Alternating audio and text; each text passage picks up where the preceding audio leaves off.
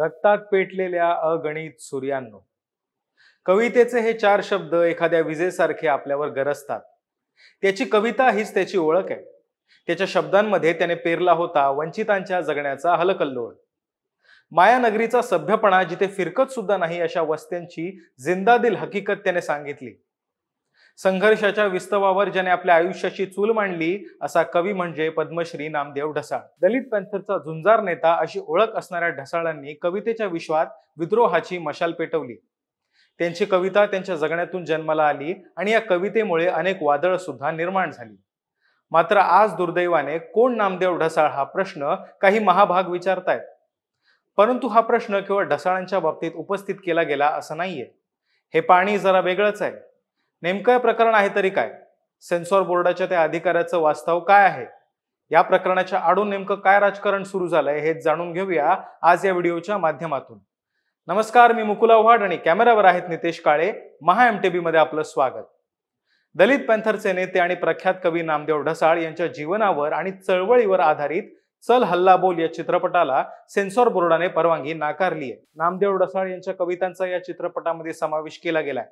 त्यांच्या या कविता अश्लील आहे असं म्हणत सेन्सॉर बोर्डाने ही परवानगी नाकारली.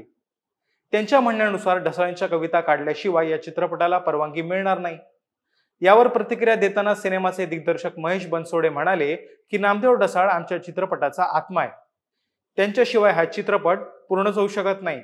या उपर सेन्सॉर बोर्डाच्या अधिकाऱ्यांनी केलेला उर्मटपणा म्हणजे कोण नामदेव ढसाळ, आम्ही त्यांना ओळखत नाही असं म्हणत ढसाळांचा अपमान केलाय.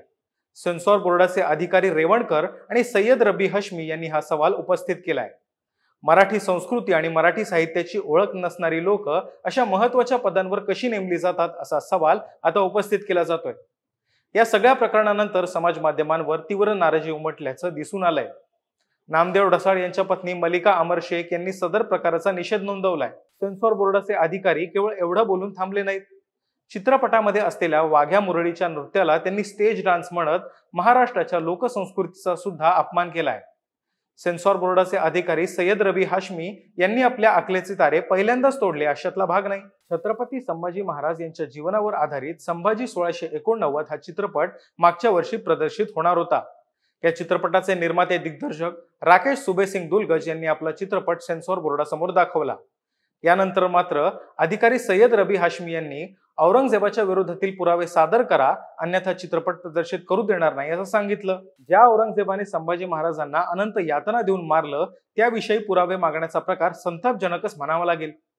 एकूणच घडलेल्या साऱ्या प्रकाराचा व्यापक दृष्टीने विचार करणं गरजेचं आहे. सदर अधिकाऱ्याला महाराष्ट्राच्या संस्कृतीबद्दल, राजकारणाबद्दल माहिती नसणं ही बाब निंदनीय म्हणावी लागेल. नामदेव ढसाळ यांचा शासनाने 1999 साली पद्मश्री पुरस्कार देऊन गौरव केला होता.